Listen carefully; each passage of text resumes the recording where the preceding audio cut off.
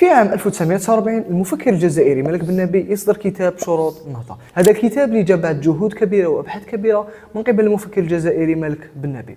مالك بن نبي يصدر الكتاب مباشرة بعد نزوله من فرنسا. مالك بن نبي وفي الفترة اللي كان فيها في فرنسا عرف العالم الإسلامي مجموعة من السقطات ومجموعة من الهفوات. من بين هذه الهفوات من بين هذه السقطات هو الاستعمار الأوروبي للعالم الإسلامي والعربي وعيش المسلمين للضعف والهوان. مالك بن نبي ولما كان في فرنسا كان يتأمل في الحضارة الأوروبية، كان يشوف عوامل وأسباب نجاح هذه الحضارة وسبب نجاحها وتفوقها على العالم العربي والإسلامي، خاصة أنه كانت في فترة قريبة فقط سقطت آخر خلافة إسلامية وهي الخلافة العثمانية. وبالتالي مالك بن نبي كانت عنده حرقة كبيرة على المجتمع تاعو وكانت عنده حرقة كبيرة على العالم الإسلامي. مالك بن نبي كان حاب ينهض بالعالم الإسلامي فجاب لنا شروط النهضة. كتاب شروط النهضة اللي راهو من أفضل الكتب اللي تكلمت في مجال النهضة، وين مالك بن نبي يقدر يقدم لنا رائعة فكرية كبيرة قدرت تلهم الأجيال وقدرت تكون سبب في صناعة فكر حضاري عربي.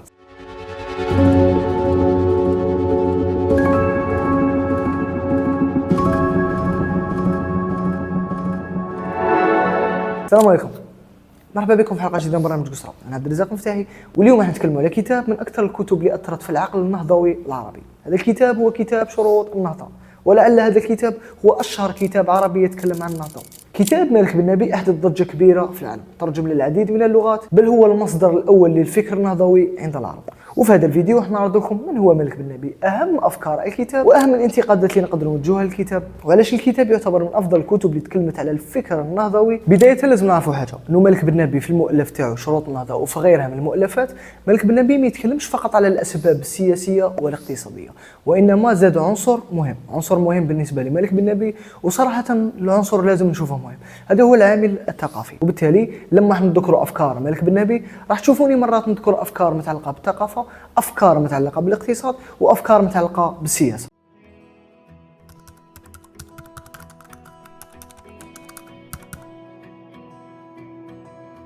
مالك بن نبي هو مفكر وفيلسوف جزائري زاد سنه 1905 بمدينه تبسه الجزائريه.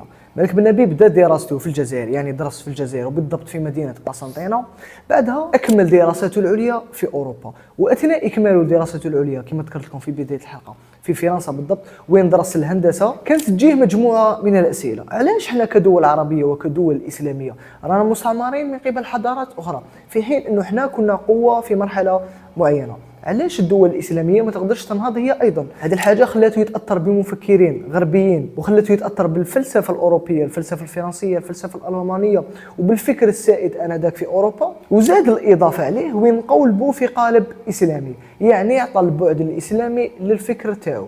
وبالتالي افكار مالك بن نبي نقدر نصنفوها كافكار للتيار الاسلامي، هي افكار تريد النهضه بالعالم الاسلامي وتريد له التقدم والازدهار.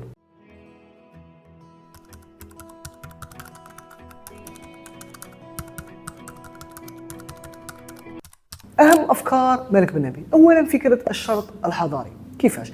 الشرط الحضاري عند مالك بن نبي هو المركب الأساسي وهو الشرط الأساسي في تقدم أي دولة. وبالنسبة لمالك بن نبي أنه هذا الشرط الحضاري يتكون من 3 عوامل، هذه ال3 عوامل هي تعطينا الشرط الحضاري، وهذا الشرط الحضاري بدونه لا تتقدم الدولة، فهو الشرط الأساسي وهو المركب الأساسي من 3 مركبات اللي ذكرها مالك بن نبي. والشرط الحضاري بالمناسبة هو قدرة الأفراد وقدرة الناس داخل المجتمع على إنتاج أفكارهم وإنتاج ثقافتهم الخاصة. يعني المجتمع عند مالك بن نبي لكي يتطور يجب أن ينطلق من مقوماته الأساسية ومن أفكاره الأساسية. بالنسبة لمالك بن نبي أنه أي مجتمع في العالم لا ينطلق من خصوصياته ومن مقوماته هو مجتمع للزوال، وهو مجتمع لن تكون فيه نهضة، لأنه هذا الشرط الأساسي عند مالك بن نبي هو العامل الحضاري فقط. ما نقدروش نبنوا اقتصاد عند مالك بن نبي وما نقدروش نبنوا دولة بلا ما نأمنوا بأفكارنا وبلا ما نأمنوا بثقافتنا. المكون الأول للشرط الحضاري عند مالك بن نبي هو مكون الفكر والثقافة، يعني أنه المجتمع هذا يجب أن ينتج ثقافته الخاصة وينتج أفكاره الخاصة. ما نروحش نستورد فكرة من الخارج،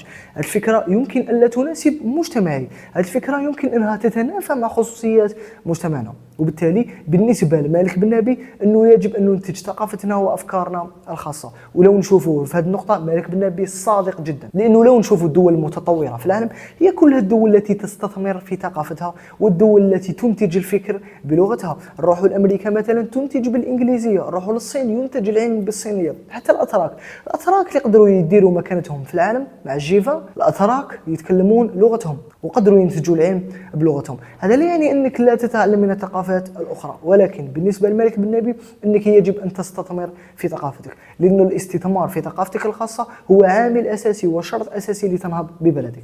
النقطة الثانية هي القيم المستنيرة. كيفاش القيم المستنيرة؟ القيم المستنيرة أنك أنت كمجتمع نعم أنتج ثقافتي، ولكن هذه الثقافة يجب أن تكون ثقافة هادفة، ثقافة اللي ما عندك حتى فايدة منها اتركها على جنب. ولكن الثقافة التي يجب أن تنتجها في مجتمع هي الثقافة التي تشجع على الابتكار، هي الثقافة التي تشجع على الإبداع، والثقافة اللي تقدر تعطيك الدفعة سواء في الاقتصاد في السياسة وفي جميع المجالات. لأنك لو راح تنتج ثقافة ما تقدرش تفيدك بالتالي ما عندك ما دير بهذه الثقافة. ولو نعطوك مثال نروحوا لدولة الصين حاليا اللي راهي ثاني اقتصاد في العالم وراهي من أقوى الدول في العالم ومن أكثر الدول العظمى في العالم قوة.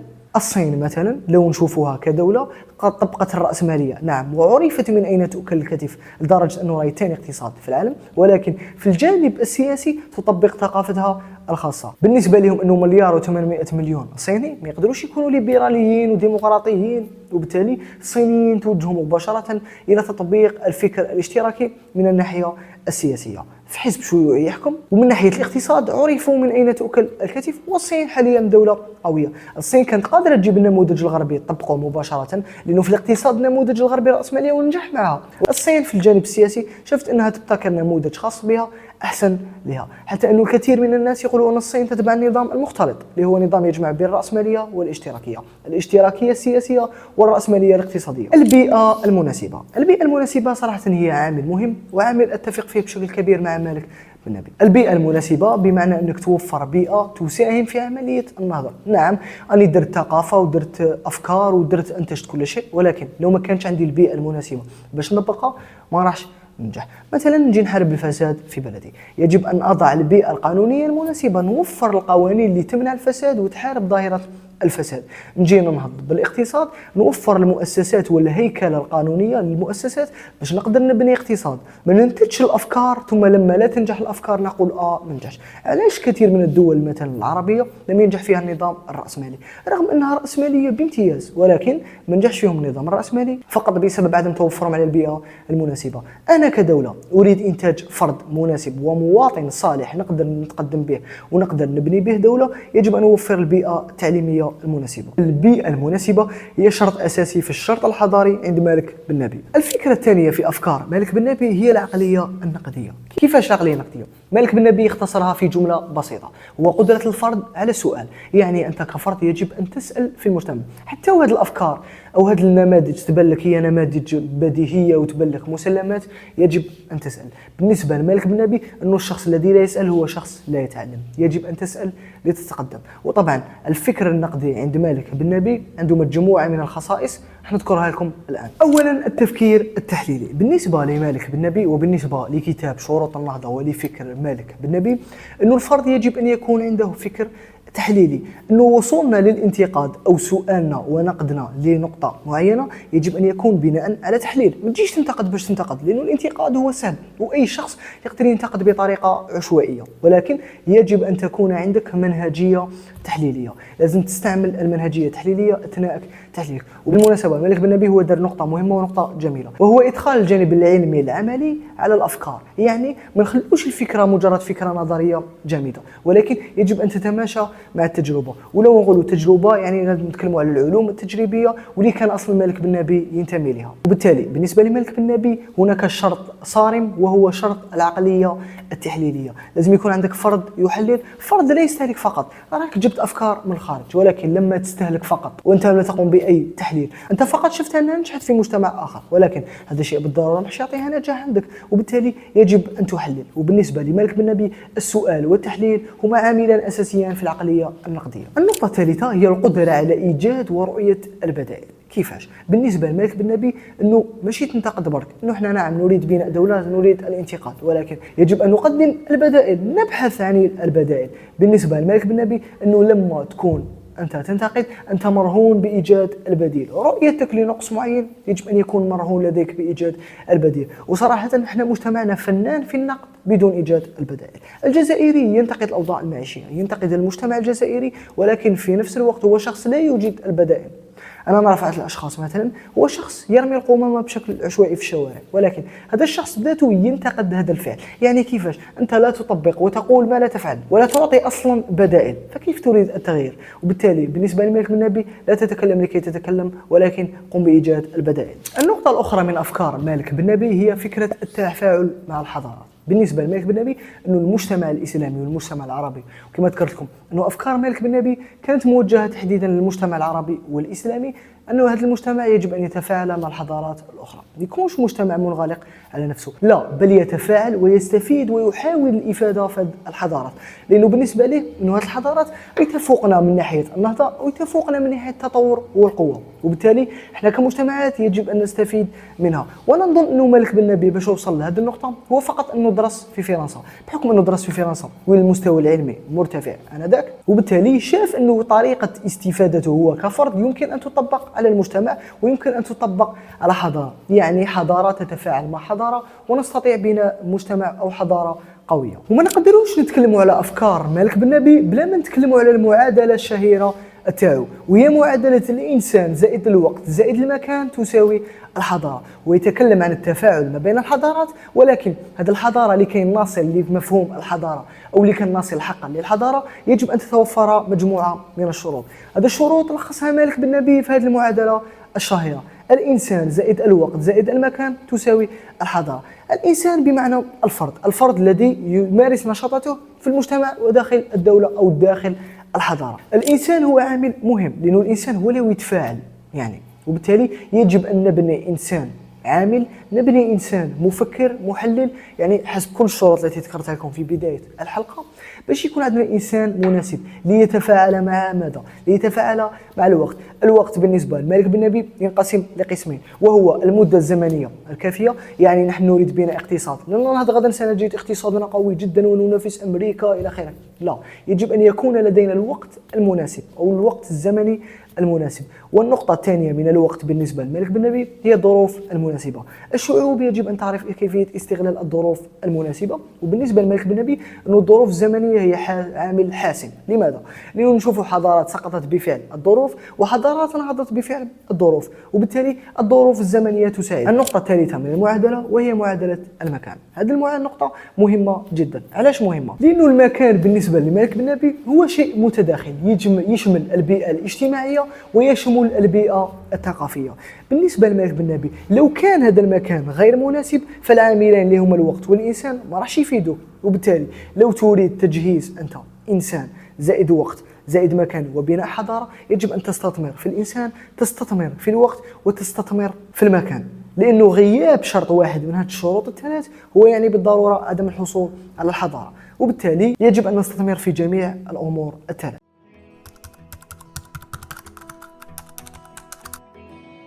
والآن نعرض لكم أهم أفكار مالك بن نبي بإيجاز طبعا. والآن نمر على الانتقادات الطفيفة نمدوها لفكر مالك بن نبي. بداية من أهم الانتقادات اللي جات لمالك بن نبي الانتقاد المتعلق بإفراطه في التعامل مع الثقافة. كيفاش؟ مالك بن نبي يتكلم على الثقافة ويتكلم على الحضارة أكثر من يتكلم على العوامل المادية والعوامل التطبيقية. يعني أنه مالك بن نبي لم يركز على الاقتصاد مثلا، ولكن ركز على الفكر الثقافي، لأنه بالنسبة له أنه بدون ثقافة لن نبني اقتصاد. ولكن في العديد من المجتمعات وفي العديد من النماذج اللي عندنا في العالم الناس قدرت أو دول قدرت تبني اقتصاد دون تركيز على الجانب الثقافي. نعم نركز على الجانب الثقافي، ولكن مالك بن نبي يركز على الجانب الحضاري، الجانب اللي يريد إحياء ثقافات الماضي، مثلا في الجزائر نحيي الثقافة الأمازيغية إلى آخره، ولكن في نفس الوقت أهمل الجانب المادي العملي. ولو نروحوا كمثال نعطيكم نموذجين. نموذج سنغافورة اللي راهي نموذج في الاقتصاد ونموذج في التطور الاقتصادي.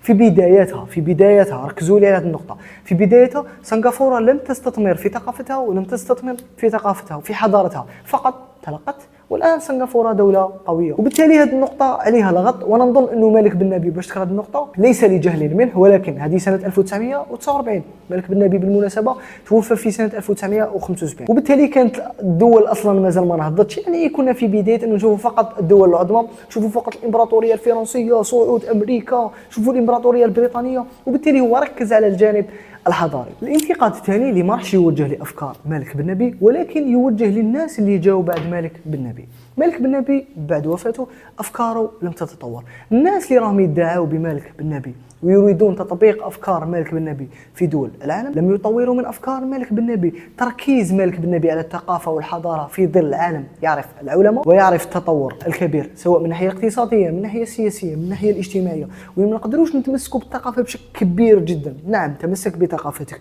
ولكن هذاك التصلب في التعامل هو من غير الممكن في مجتمعنا. وبالتالي افكار مالك بن نبي في الكثير من الاحيان وفي الكثير من الجوانب لا تصلح في زماننا، ولكن هذا لا ينكر انه مالك بن نبي عالم ومفكر فذ. أفكاره قد تساهم في التطور إذا عرفنا كيف نبلورها وإذا عرفنا كيف نطورها. النقطة الثالثة يعني اللي حنرد عليها، واللي هي بالمناسبة يعني خطأ شائع صراحة عند المجتمع الجزائري وعند المجتمع العربي ككل، هي أنه مالك بن نبي ساهم في تطوير ماليزيا. لكي نكون صريحين صراحة، أفكار مالك بن نبي ساهمت في خلق الفطنة وساهمت في خلق فكر نهضوي في العالم العربي والإسلامي. ولكن قول أنه أفكار مالك بن نبي نهضت بماليزيا هو إنكار وجحود بالتاريخ. نعم أفكار مالك بن نبي ساهمت في بلورة الفكر الماليزي، ولكن لو نشوفوا النموذج الاقتصادي عند مالك بن نبي والنموذج الاقتصادي في ماليزيا لا تعتبر دولة متطورة، إنه النموذج الاقتصادي الماليزي بالنسبة لأفكار مالك بن نبي هو مجرد تبعية وخضوع للغرب، لأنه ماليزيا تتبع الرأسمالية الليبرالية. وبالتالي القول أنه أفكار مالك بن نبي طورت ماليزيا يعني هو تناقض، لأنك من جهة تدعو لأفكار مالك بن نبي، ولكن هل أنتم قرأتم لمالك بن نبي أم تتحدثون فقط حديث عشواء؟ لأنه أفكار مالك بن نبي تتناقض مع الواقع الماليزي.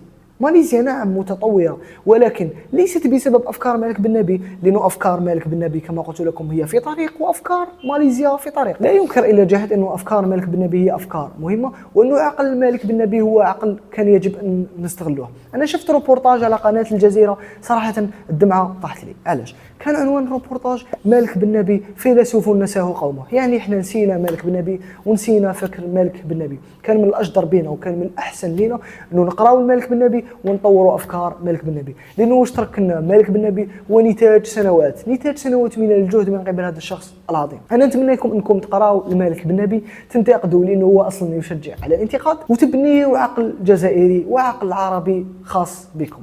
والآن نكون وصلنا لنهاية حلقتنا. أتمنى هذه الحلقة كانت مفيدة. ما تنساوش تشتركوا في القناة، ما تنساوش تبارطاجيو الفيديو مع أصدقائكم. سلام.